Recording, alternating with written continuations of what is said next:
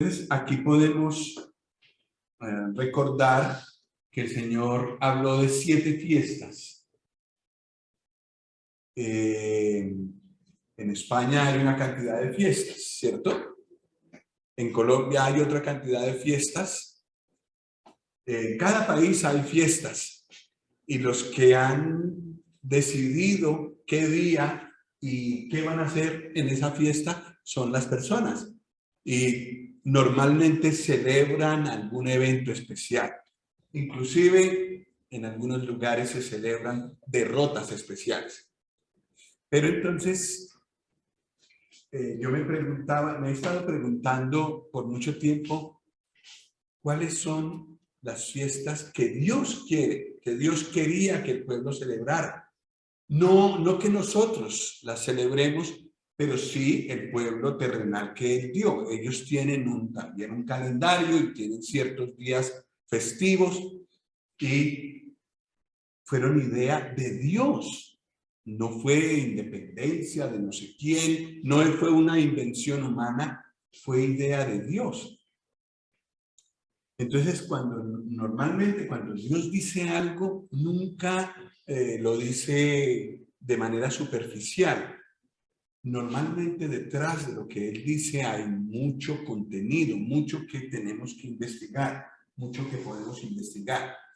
Entonces, detrás de las fiestas que el Señor ordenó con su puño y letra, tiene que haber más que solo una celebración en determinado día del año.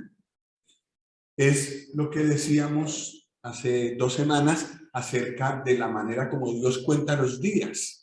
Nosotros los contamos así porque llevamos unos 2000 años contándolos así y entonces así nos quedamos. Pero la manera como Dios cuenta las cosas es otra. Y yo quiero mucho investigar por qué Dios piensa así y por qué nos dice eso. Y uno se da cuenta que hay muchas razones poderosas y mucha enseñanza detrás de la manera como Él organizó las cosas. Las fiestas que Él dijo eran estas 7. Para Israel, que era el pueblo terrenal de Dios, pero todas, por supuesto, como vienen de Dios, con una significación espiritual.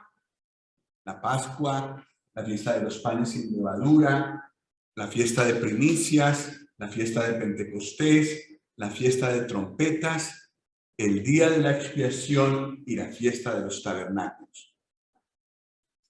Y uno preguntaría, ¿quién celebra eso hoy en día? Y yo creo que todas son celebradas en Israel.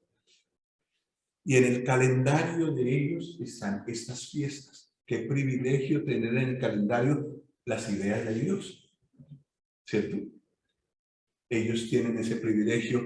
Lamentablemente se quedan solamente en la celebración que se ve y no pueden ver todo lo que hay detrás. Ese es nuestro privilegio por tener el Nuevo Testamento. Poder ver por qué Dios puso esas fiestas en ese orden y en ese momento. La otra vez recordamos que nosotros contamos los meses, enero, febrero, marzo, abril, mayo, junio, etcétera. ¿Cuándo empieza nuestro año?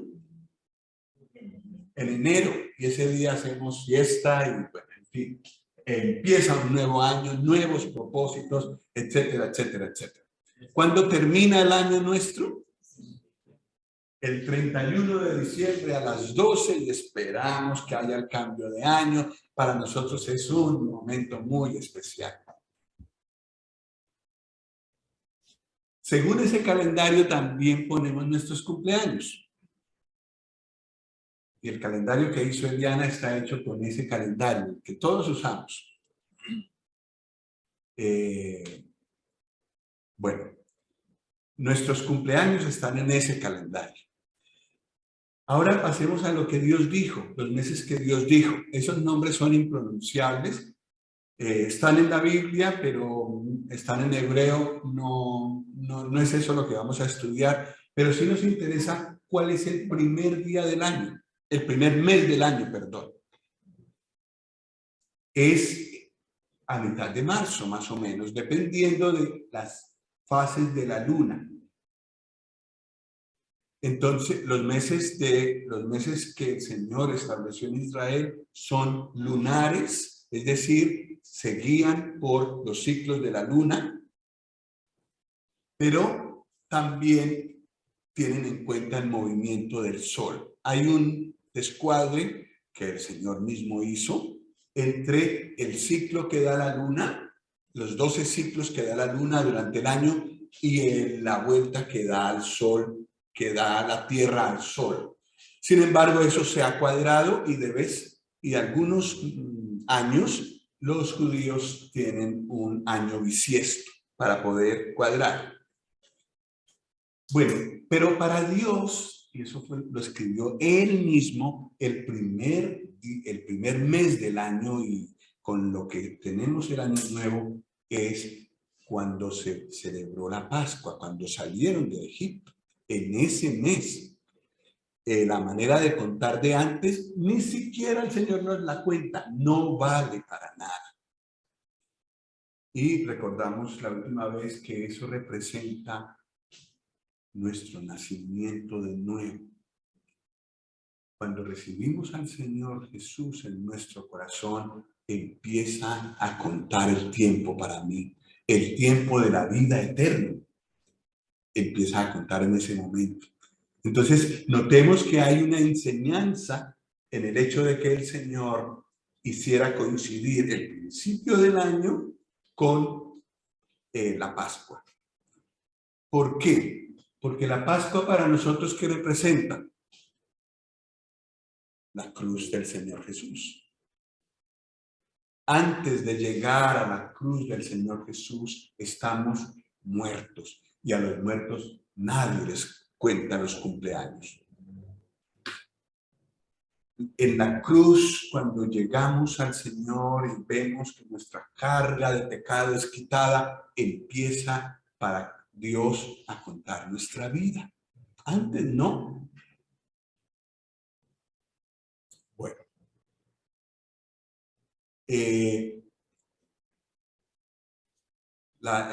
La otra vez, hace 15 días, dimos muchos detalles en cuanto a estas cosas, entonces se pueden escuchar en la otra grabación. En el mismo día que se celebraba la Pascua, empezaban a correr 8 días de fiesta que se llamaban los panes sin levadura, que representa la vida de santidad. Es decir, una vida completamente nueva que recibe el creyente y en la que tenemos que andar. ¿Por qué? Porque la persona, el modelo que tenemos de santidad es el Señor Jesús. ¿Cómo anduvo Él? Hacia allá tenemos que llegar nosotros. Y es un proceso, para nosotros es un proceso, pero es también es la voluntad de Dios para nosotros. Y de eso nos habla los panes sin levadura. Y lo que es curioso es lo que dice 1 Corintios 5. Vamos a mirarlo un momento, otra vez, porque ya lo miramos.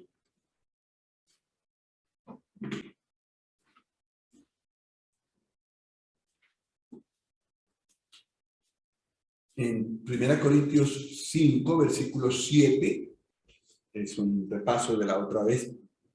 Dice, limpiaos pues de la vieja levadura para que seáis nueva masa sin levadura como sois. Porque nuestra Pascua, que es Cristo, ya fue sacrificada por nosotros. Y ahora lo sorpresivo es lo que sigue diciendo. Mucho oído. Así que celebremos la fiesta. Una fiesta que Dios dio a los judíos, Dios quiere que la celebremos. No de manera física, sino de otra manera. ¿Cómo? A ver, vamos a ver. Así que celebremos la fiesta no con la vieja levadura, ni con la levadura de malicia y de maldad, sino con panes sin levadura, de sinceridad y de verdad. Entonces, en la medida en que nosotros nos disponemos delante del Señor para vivir como Él desea, desechando lo viejo y vistiéndonos de lo nuevo, estamos celebrando la fiesta, estamos obedeciendo este mandamiento. Me dio mucha alegría encontrarlo así, porque de esa manera lo que dice en Levítico 23, que es de donde salen estas fiestas, se acerca a nosotros.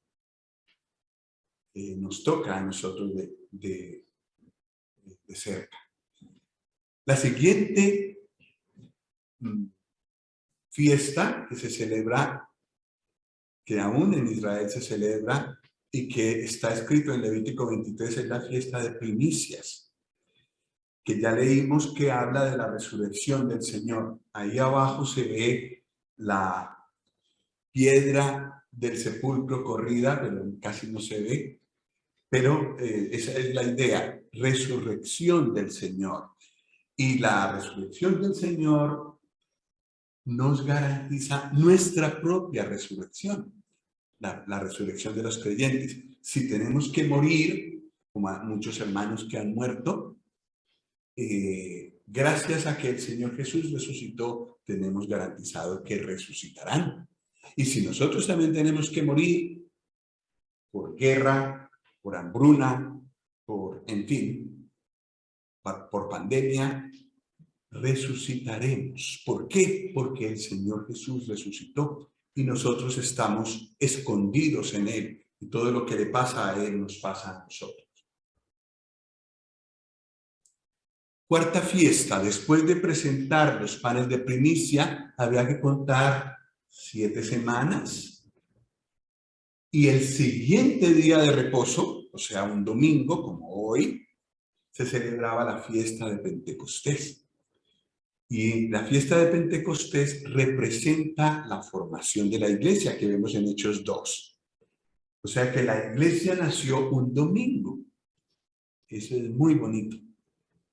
El día siguiente del día de reposo, cuando el Señor Jesús resucitó también, a las 7 semanas se formó la iglesia.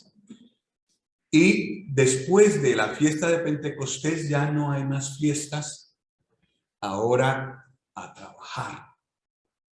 Y lo que sigue es un tiempo de verano en el que se recoge todo, se cosecha todo, y luego la siguiente fiesta viene en el mes séptimo.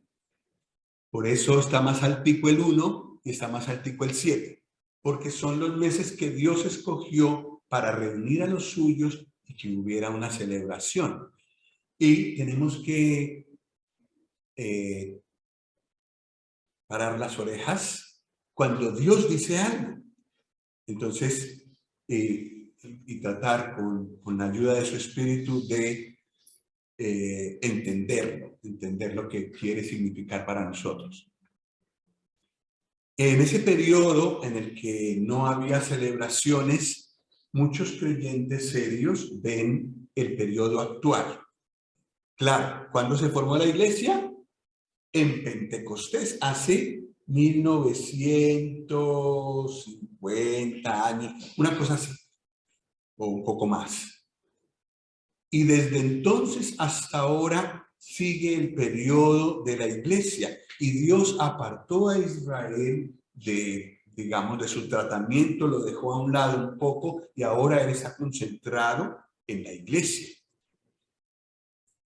¿Hasta cuándo?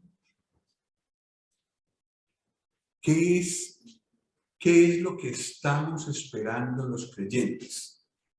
¿Qué es lo próximo que nos va a pasar a nosotros? ¿Cómo? Bueno, sí. Cuando el Señor toque la trompeta, primero para llevarnos con Él. Pues la siguiente fiesta nos habla de eso. Y nuestro hermano mencionó un elemento que aparece en esa fiesta. Las trompetas. La siguiente es en el mes séptimo y es el primer día del mes y es la fiesta de las trompetas. Vamos a ver qué nos dice el Levítico 23 acerca de la fiesta de las trompetas.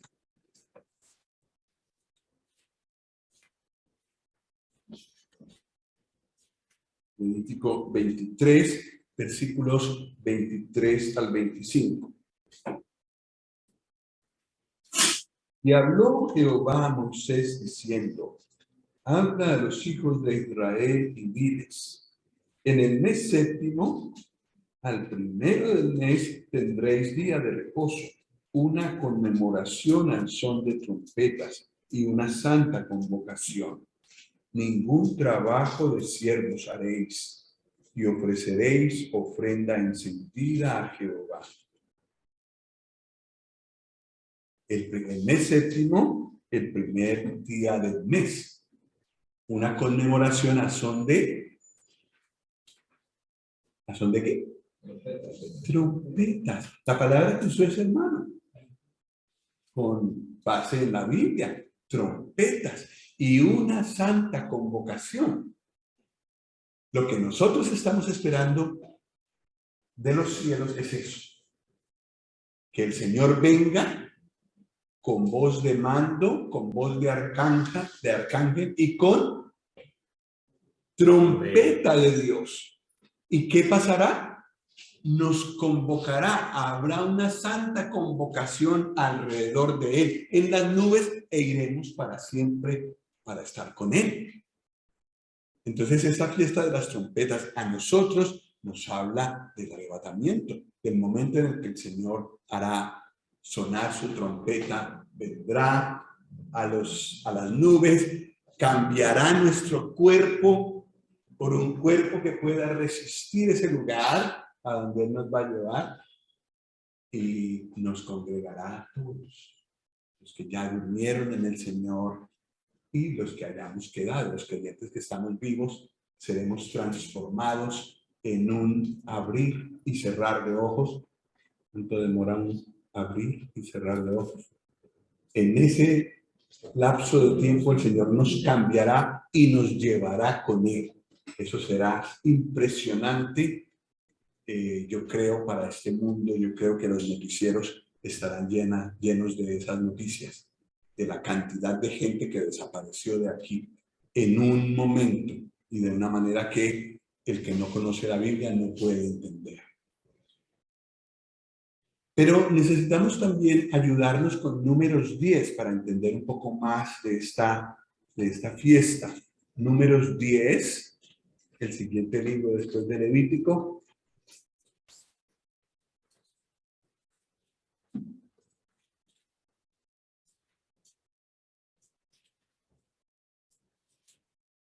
Dice el versículo 1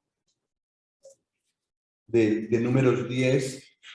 Jehová habló a Moisés diciendo: hazte 2 trompetas de plata, de obra de martillo las harás, las cuales te servirán para convocar la congregación y para hacer mover los campamentos.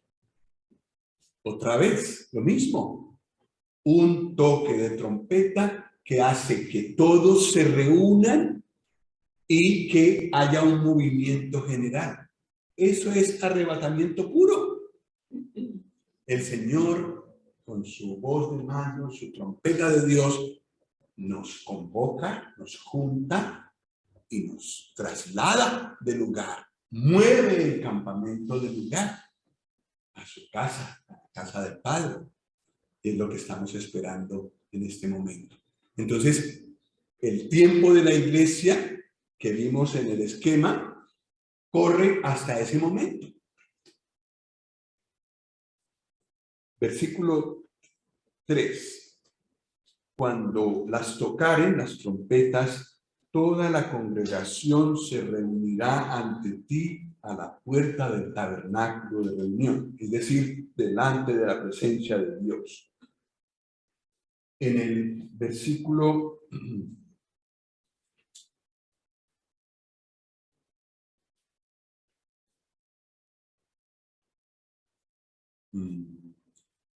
Bueno, en el versículo 6, no, en versículo 5. Y cuando tocareis alarma, entonces moverán los campamentos de los que están acampados al oriente. Y cuando tocareis alarma la segunda vez, entonces moverán los campamentos de los que están acampados al sur. Alarma tocarán para sus partidas. Bueno, lo que es curioso es que haya dos toques en este caso, pero hay más. En el versículo 10 dice, y en el día de vuestra alegría y en vuestras solemnidades y en los principios de vuestros meses tocaréis las trompetas sobre vuestros holocaustos y sobre los sacrificios de paz y os serán por memoria delante de vuestro Dios. Yo, Jehová, vuestro Dios. Lo que es interesante es que se tocaba trompetas en varios momentos del año. Pero entonces, pareciera, daría la impresión de que hay una de todas esas que hemos leído que es la final trompeta, la trompeta final, el último toque. Y ese es el término que el Señor usa con el arrebatamiento. Primera Corintios 15, vamos a mirarlo. Espero no enredarlos con tantas citas. Lo evito, pero a veces es inevitable. Primera Corintios 15, 51.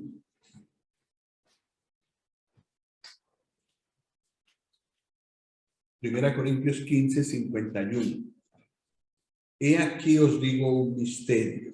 No todos dormiremos, pero todos seremos transformados. En un momento, en un abrir y cerrar de ojos, a la final trompeta. Porque se tocará la trompeta y los muertos serán resucitados incorruptibles y nosotros seremos transformados. Entonces es como si hubiera varias trompetas, pero en la final es que ocurre que el Señor nos lleva. Y bueno, algunos creyentes piensan que las trompetas que suenan antes de que el Señor nos lleve son todas esas señales que nos da de que el tiempo está cerca, como para que nos preparemos, porque a veces uno se duerme. Y según he leído, hubo un tiempo bastante largo, más de 1000 años, que los creyentes ni pensaban en la venida del Señor. Lo tenían completamente olvidado. De repente un grupo de hermanos empezó a estudiar la Biblia, no libros que hablan de la Biblia, sino la Biblia en sí, y se dieron cuenta de este suceso que nos espera, la venida del Señor. Y entonces lo estudiaron y escribieron muchos libros al respecto y como que redescubrieron esto, esa verdad de que el Señor venía. ¿Qué es eso? Una trompeta anterior a la venida del Señor que Él hizo sonar para que pensáramos que eso está para ocurrir, que tenemos que despertarnos, prepararnos y estar listos para cuando Él nos llame. En cualquier momento puede ocurrir. Puede ser esta tarde. Puede ser esta tarde. No tendremos entonces ni reunión de jóvenes el sábado que viene, ni el domingo. Será todo allá. Mi hermana, lo siento, no podrá regresar a Colombia.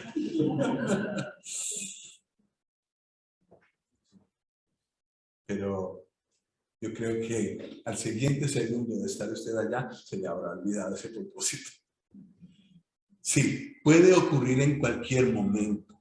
Y así como cuando uno está esperando una visita o cuando está esperando que la mamá venga de Colombia y uno está pensando los días anteriores, ¿qué voy a hacer? Tengo que preparar esto, ¿dónde va a dormir? ¿Qué va a hacer?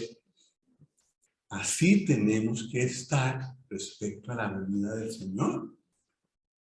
Pendientes. ¿Y qué voy a hacer yo al siguiente segundo después de que el Señor me haya recogido? ¿Qué va a pasar? ¿Qué voy a ver? Y en eso tenemos que ser Hay un término que usan técnico que es proactivos. ¿Qué quiere decir? Que no es que me dejo arrastrar cuando otros me recuerden, sino que yo busco por mí mismo ocuparme de eso, investigar eso. Yo creo que el Señor nos da toques, como nos ha dado con la pandemia, con la guerra, quizás con la hambruna, el problema de la inundación viene, otra pandemia está por ahí caminando, dando pasos. Son toques del Señor que nos dicen, la cosa se va a producir, está produciéndose cada vez más rápido. Entonces, está más cerca la venida del Señor. Entonces, son como trompetas que suenan preparándonos para cuando suene la final trompeta, la que el Señor tocará en el momento de llevarnos para allá. Pues a mí la venida del Señor se me olvida a veces cuando estoy muy ocupado, no pienso mucho en eso, la verdad, soy sincero. Y yo sé que eso al Señor no le gusta, pero sí, tengo tendencia a olvidar que Él viene y a ajustar mi vida y mis planes pensando, teniendo en cuenta que el Señor va a venir. Y yo creo que con un estudio así, el Señor me vuelve a despertar y que tú pasarás mucho más tiempo conmigo que el tiempo que has pasado en la tierra. Deberías ocuparte mucho más de la morada que tienes en la gloria y que será eterna que lo que tienes aquí. Y esa pregunta va para todos nosotros, ¿cierto? Bueno, pues el Señor Jesús vendrá por su iglesia a la final trompeta.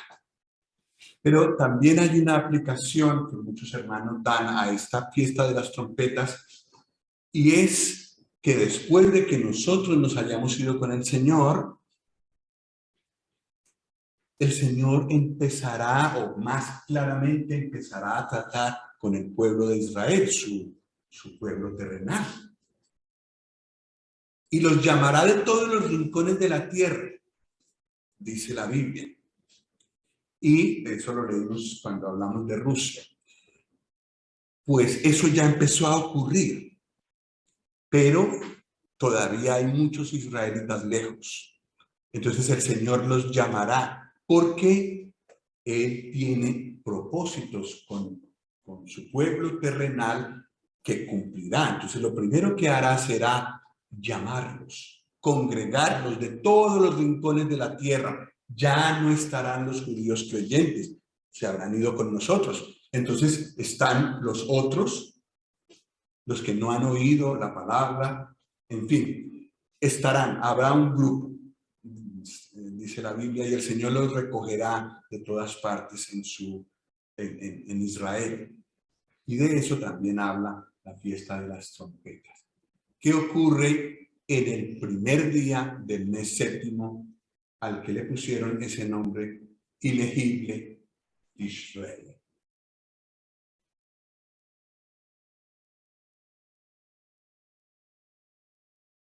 Siguiente fiesta, el día 10, Levítico 23-26.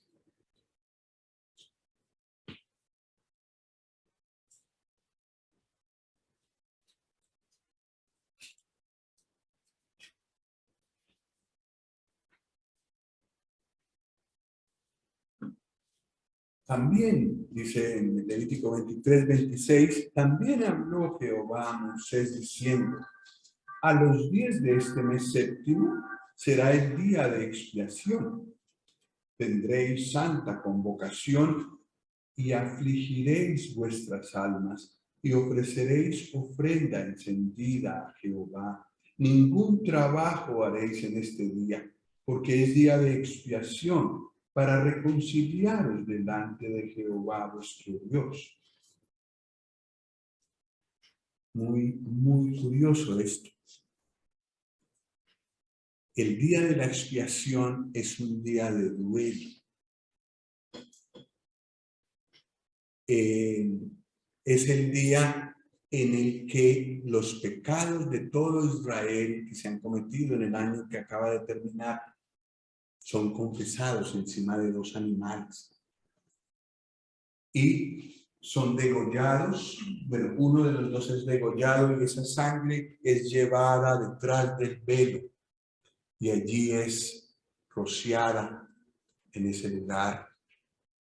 Y cuando sale el sumo sacerdote que ha llevado la sangre allá detrás del velo, el pueblo reconoce que ha recibido perdón por un año más.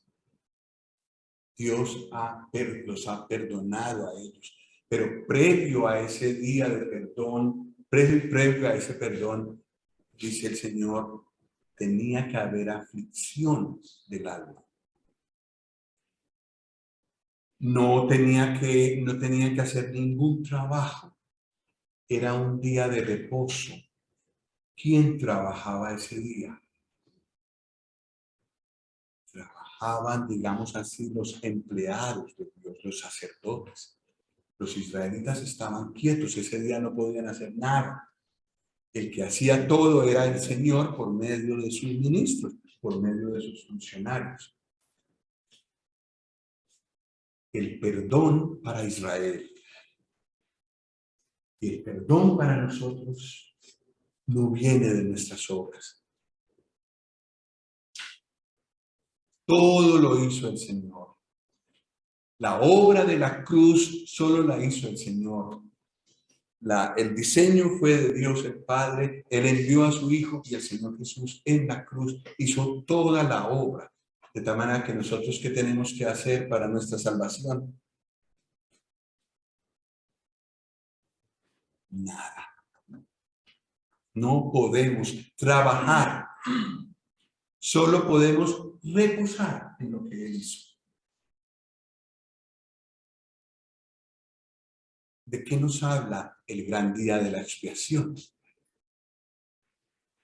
Bueno, para los que les gusta investigar más y más, el libro de los Hebreos, el libro de Hebreos que está en el Nuevo Testamento, es un comentario sobre el gran día de la expiación.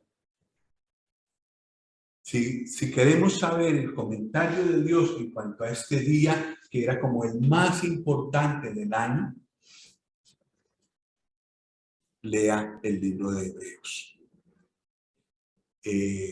Quizás el Señor más adelante nos conceda estudiar esto y estudiar a Hebreos como comentario del gran día de la expiación.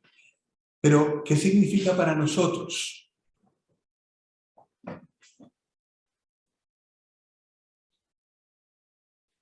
¿Qué hay en un alma que está verdaderamente arrepentida de sus pecados?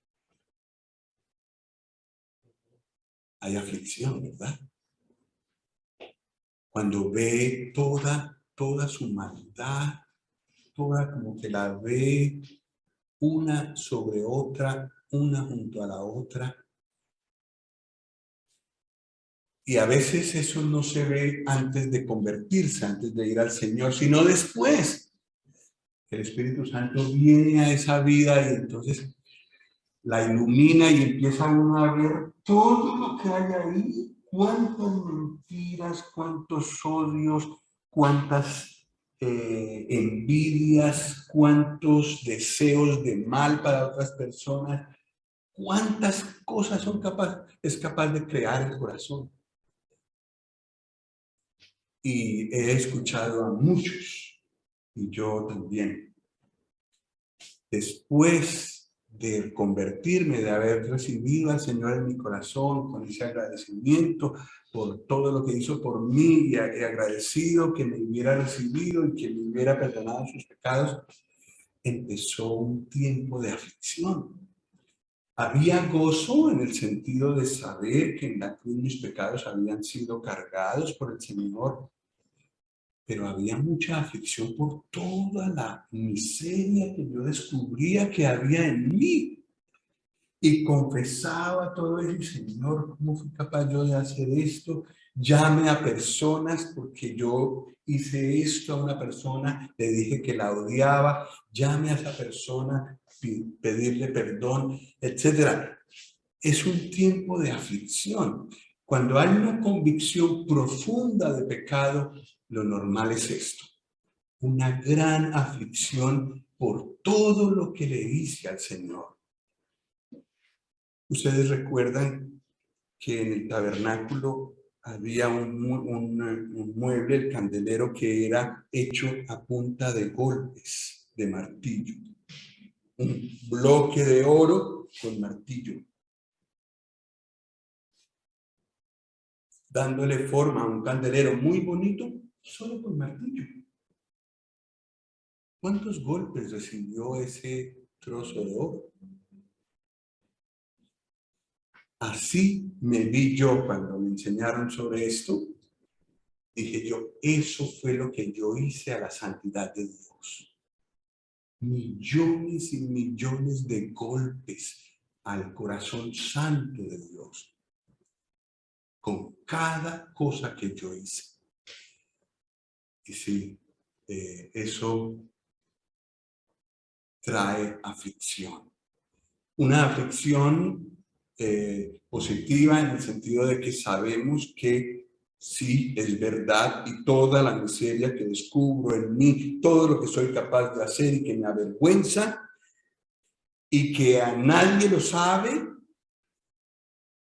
todo eso el Señor lo cargó y lo pagó, y Dios quedó satisfecho con ese pago. Esa es una alegría inmensa. Pero yo creo que entre mayor aflicción ha tenido un alma por lo que le ha hecho al Señor, mayor es también su gozo y su agradecimiento y su amor por el Señor en respuesta por toda su inmensa gracia. El Señor Jesús lo dijo: aquel a quien se le perdona poco, ama poco, pero al que se le perdona más, ama más. Es la pura verdad. Y tiene que ver con la enseñanza del gran día de expiación. Bueno, continuemos. El día de la expiación también habla de Israel. Y es un día muy especial. Y me encanta esto, porque yo estuve en Israel con mi esposa y no veo esto en los israelitas judíos que no son creyentes. Lo veo en los que son creyentes, pero no en los israelitas no creyentes. Ellos guardan esto, se afligen, tienen una vestimenta especial esos días del año. Estuvimos justamente en esa época y entonces pudimos ver cómo lo celebran y rezan mucho, leen mucho la Biblia y todo, pero aflicción verdadera del alma y reconocimiento de que Dios envió a su Hijo también por ellos, no. Pero gracias a Dios que nos muestra que llegará un día en que se afligirán por lo que hicieron en la cruz. Vamos a leerlo en Zacarías 12. Zacarías son 2 libros antes de Mateo.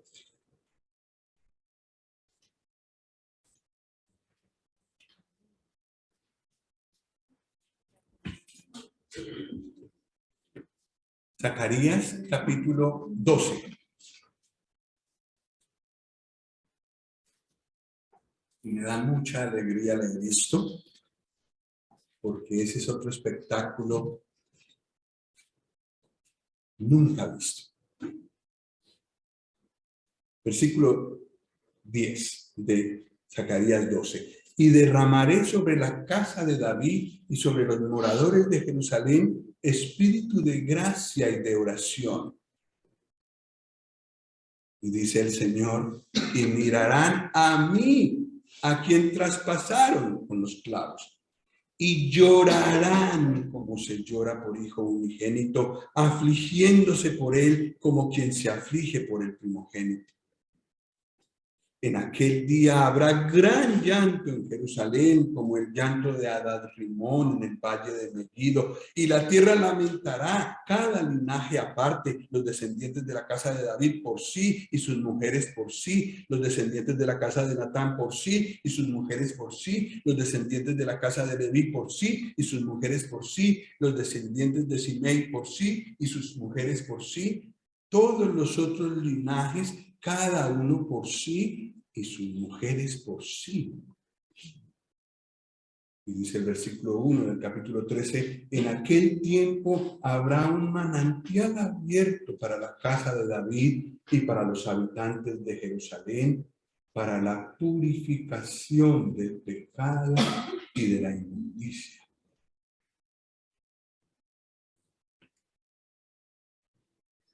¿Qué es lo que va a ocurrir? Israel, el pueblo que habrá quedado, y seguramente los que no han rechazado al Señor Jesús, se afligirán. Verán al Señor Jesús que habrá vuelto con sus heridas que ellos le causaron. Llorarán. ¿Cómo fuimos capaces de hacer esto? Al Mesías, al escogido de Dios, en quien están todos los pensamientos de Dios, toda la esperanza de Israel, lo crucificamos. Será un dolor tan grande, una aflicción tan grande, como nos dice del gran día de la expiación, un día de arrepentimiento tal, si necesitarán ayuda, por eso el Espíritu Santo les ayudará, pero será un día de arrepentimiento completo, de llorar, y ya no de llorar porque Él llora y el llorar es contagioso, sino que cada uno de por sí llorará por la parte que tuvo en la crucifixión del Señor.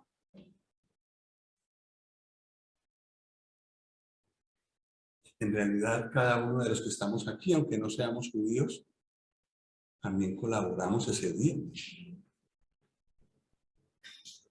Todo lo que hicimos de pecados llevaron al Señor Jesús a la cruz. Si yo no hubiera hecho todo lo que hice, Él no hubiera tenido que ir a la cruz, porque no fueron sus pecados, Él no hizo. Yo colaboré con mis pecados para que Él padeciera como padeció. Qué duro cuando pensamos en eso, ¿verdad? Pues con Israel será colectivo, todo el pueblo tendrá ese arrepentimiento. Y después de ese gran arrepentimiento, lo más hermoso, lo que no se merece. Un manantial abierto para la casa de David y para los habitantes de Jerusalén, para la purificación del pecado y de la inmundicia. ¿Qué es eso? La sangre del Señor Jesús. No hay otra manera de ser limpiados y perdonados. No hay otra manera de tener expiación. Que los pecados sean perdonados, cubiertos y completamente quitados. La sangre del Señor Jesús es la única manera para nosotros y para ellos en ese tiempo. Pero es maravilloso, maravilloso que Dios tenga estos planes con Israel. ¿Saben ustedes que hay judíos ateos?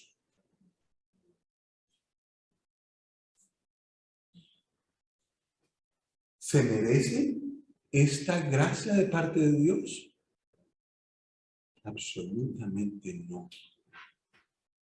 Sin embargo, anteayer escuché el testimonio de un judío ateo que se convirtió. El Señor en su bondad lo llevó a sus pies. No lo cuento porque es muy largo y emotivo, Pero qué gracia tan grande la de nuestro Dios. A una persona que no se merece, que lo ha rechazado, que ha pecado contra él sin importarle nada, ofrecerle perdón. Pues ese es el espectáculo que nos pinta Zacarías, capítulos 12 y 13, los versículos que hemos leído. Habrá un gran arrepentimiento de Israel y también un gran perdón. Eso es lo que representa esta fiesta del mes séptimo, el día de expiación.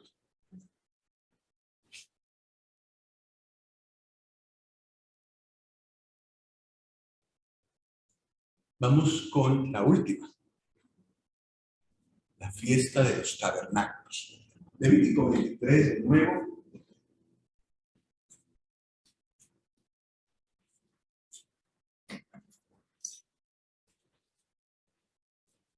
Versículos 33 al 36.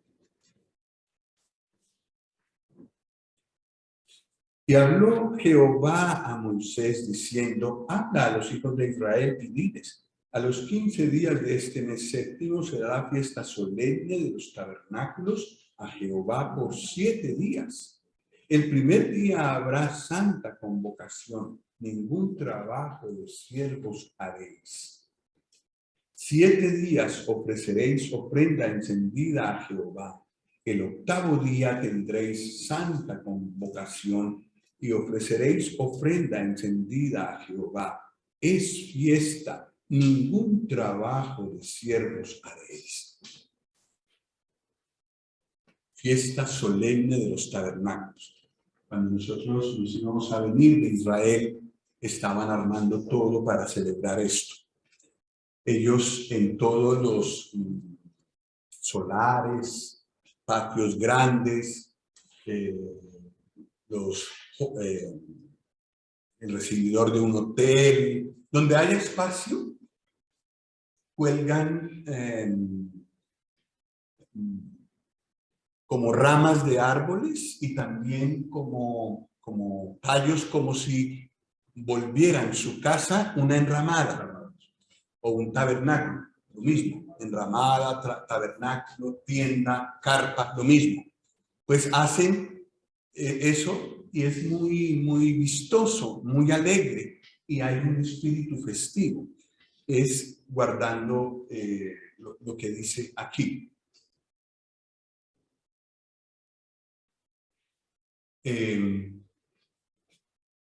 Tenían que morar en tabernáculos o en tiendas o en enramadas, lo mismo, por 7 días para recordar de dónde habían sido sacados, de dónde habían sido sacados, recordando el tiempo en que estuvieron en el desierto después de que dejaron a Egipto. Es curioso eso. Al alma le hace enorme bien recordar de dónde fue sacado. Y esa es la función de la Cena del Señor. En la Cena del Señor llegamos y nos enfrentamos a lo que el Señor Jesús hizo en la cruz. Y sí, meditando, nos damos cuenta por qué Él fue a la cruz. Por mí. La cruz la causé yo. Si yo la semana anterior he tenido ínfulas, orgullo, me he sentido mejor que otros y superior y hasta mejor creyente y más espiritual que otros, ahí se me acaba todo. El lugar que tengo alrededor de la mesa del Señor, yo no lo merecía. Yo merecía el infierno, eso sí lo tenía bien merecido. De resto, y estar sentado a la mesa del Señor es un privilegio enorme que el Señor me ha concedido a mí, pero yo no lo merezco. Nadie, ninguno de los que estamos ahí lo merece, pero el Señor nos ha invitado y nos recibe allí. Nos hace bien al corazón recordar de dónde salimos y la gracia que el Señor tuvo con nosotros. Y eso estarlo recordando permanentemente, porque si yo dejo unas semanas sin recordarlo, se me va subiendo el Carlitos muy alto, o como decían en mi casa, se le va subiendo el Villamil, orgulloso, todas las cosas que tiene la familia Villamil que dan vergüenza, todo eso se me va saliendo más y más y más. Necesito constantemente volver a la cruz y recordar que Carlos Villamil es nada, exactamente nada, que todo lo que es un pecador que el Señor libró del infierno y que ha recibido un lugar en el cielo por pura gracia de Dios.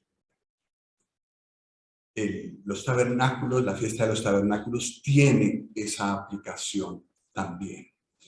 Bueno, había santa convocación el día 1 y el día 8 de esa celebración. No se podía hacer ningún trabajo, era día de reposo. Otra vez, el hecho de que haya descanso permanente para el alma, que haya regocijo, es obra de Dios, no mía. Todo Él lo hizo. Al final de toda esa fiesta, de guardar esa fiesta, hay una gran convocación de la gente para alabar al Señor. La fiesta de los tabernáculos, muchos creyentes la asocian con el milenio, porque cuadra perfectamente y también porque, a ver, lo próximo que estamos esperando es el arrebatamiento, o sea, la fiesta de las trompetas. Después, aquí en la tierra, viene el gran día de la expiación para los judíos y el gran día del perdón. Y después, ¿qué falta? Pues que el Señor venga en gloria y establezca en esta tierra su reinado de justicia y de paz. De eso habla de la fiesta de los tabernáculos, del milenio. ¿Y por qué? Porque cuando el Señor ya establezca su reino sobre esta tierra, Él habrá acabado toda su obra en los suyos ya. ¿Dónde habrá acabado el Señor su obra con nosotros los creyentes? En el cielo. Cuando el Señor nos arrebate, allá tendremos el tribunal de Cristo. Todo lo que hicimos y que no sirvió porque tenía malas motivaciones será quemado. Solo queda lo que trajo honra al Señor. Y después el Señor podrá presentarse a su iglesia perfecta, sin mancha, ni arruga, ni cosa semejante. Se la presentará y la verá venir perfecta y sin mancha. La obra con ella habrá terminado y entonces vienen las bodas del Cordero. Todo eso allá en la gloria antes de que Él venga a reinar aquí. Mientras tanto ocurre aquí la gran tribulación que hemos visto. Cuando el Señor venga, entonces pasará el gran arrepentimiento de Israel y su perdón. Entonces la obra en Israel también habrá sido terminada. Entonces hay un reposo permanente. De eso habla la fiesta de los tabernáculos. No solamente Israel reposará, sino que también habla la Escritura de todos los pueblos, todos los países, España, Colombia, Honduras, Venezuela, todos. Bueno, hay una condición. Zacarías 14, vamos a mirarlo para saber cuál es la condición. Zacarías 14, 16.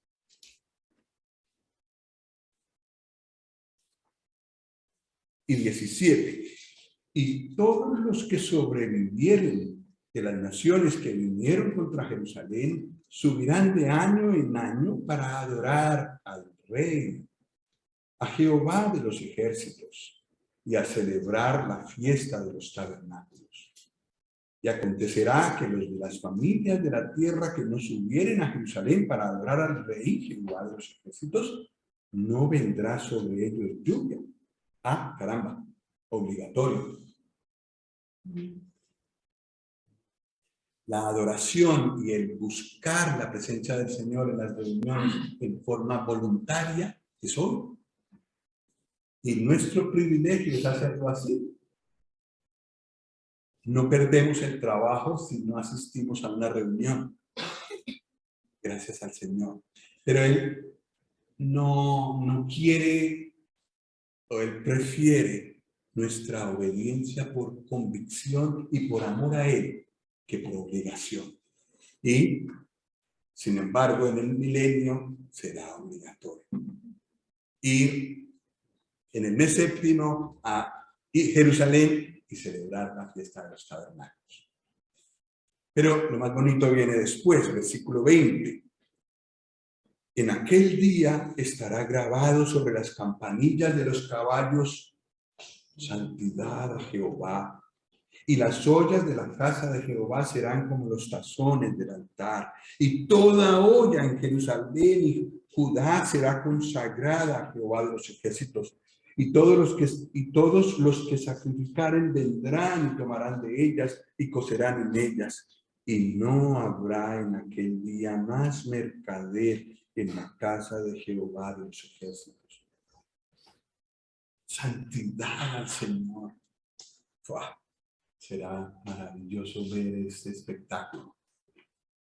Todo girando alrededor del gran Rey, del Señor Jesucristo, que estará sobre su trono. ¿Dónde estaré yo en ese momento? ¿Dónde estará usted? ¿Dónde estarás tú? El creyente estará con el Señor. Estará reinando con Él. El no creyente no estará ahí. El no creyente, el que muere sin haber recibido al Señor Jesús, tendrá que esperar. En este tiempo está todavía esperando a que venga el juicio final. Y entonces recibirá o comparecerá delante del gran trono. Qué privilegio que nosotros en ese momento estaremos, los creyentes estaremos con el Señor. Y luego, los israelitas que se hayan convertido en ese momento, un pueblo completamente rendido al Señor, estará allí también, digamos un poco más lejos de Él. Y luego el resto de los pueblos también, los que sobrevivieren de los juicios que vendrán, también vendrán a la fiesta de los tabernáculos en el milenio.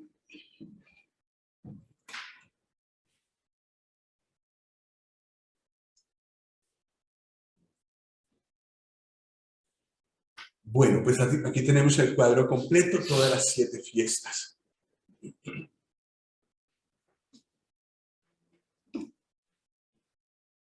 La Pascua, que muestra el sacrificio del Señor Jesús en la cruz. Los panes sin levadura, la fiesta de los panes sin levadura, que habla de la vida de santidad que el Señor llevó Él mismo y la que debemos llevar los creyentes. La fiesta de primicias, que habla de su resurrección. La fiesta de Pentecostés, que habla de la formación de la iglesia. Luego un periodo sin fiestas, trabajo, no fiestas, hasta el mes séptimo.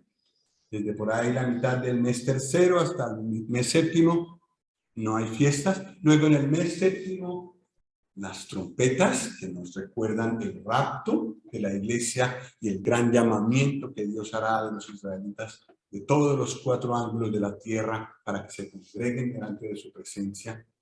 Luego, el día de la expiación, el día del gran arrepentimiento y del gran perdón, el día del perdón, ese perdón tan maravilloso. Y finalmente, la fiesta de los tabernáculos. Entonces, no es que el Señor quiera que celebremos esto, pero Él sí quiere que gocemos de lo que significan y que esperemos expectantes el cumplimiento de lo que falta. A cualquier momento sonará la trompeta y saldremos de aquí. Pues este estudio de por sí es otro toque de trompeta para todos nosotros. ¿Estamos preparados? Como al Señor Jesús, que gustaría encontrarnos. Esta pregunta la hago primero que todo para mí. ¿Cómo estás, Carlos, respecto a la venida del Señor? ¿Lo esperas con ilusión? ¿Te hace ilusión estar en la presencia del Señor y que en cualquier momento Él venga? ¿Te hablan las circunstancias que lees en la prensa, que ves en los noticieros y te hacen ver que mi venida está cerca? ¿Te regocija saber que tengo todo el futuro en mis manos y que estás seguro en mis manos y que toda la ira venidera que vendrá sobre esta tierra, yo la llevé por ti en la cruz? ¿Te regocija el hecho de saber que en la tierra que vives, donde hay tanta corrupción, tanta maldad, tanta perversidad que cada vez es más, un día reinará la justicia y la paz que yo impondré? Todas esas son preguntas que me hago yo para mí mismo, el primero. Los primeros oídos que están cerca de mi boca son estos. Es que el Señor nos ayude a todos. Porque por todos Él envió. Vamos a terminar con una oración. Y una vez más le pido el favor al hermano Rodrigo si nos puede dirigir en una oración final.